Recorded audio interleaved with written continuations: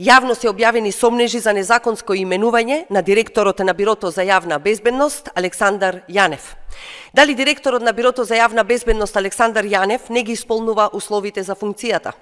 Според информации објавени во неколку медиуми, поднесена е анонимна представка до Државната комисија за спречување корупција поради основани сомнежи за незаконитост на дипломата за магистерски студии на Јанев на Универзитетот Скопје. Во неговата официјална биографија, објавена на страната на Министерството за внатрешни работи, нема точен датум на стекнување на звањето магистер. Не може да се најде ниту запис во електронските системи на Универзитетот или Министерството за образование за проверка на плагијат. Јанев, почитувани, бил именуван на 28.6.2024 година.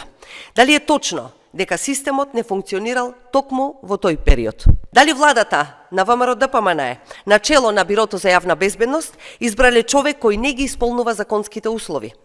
Дали станува збор за фалсификување документи заради партиски интереси? Зошто Министерството за внатрешни работи молчи за овие јавно објавени сомнежи?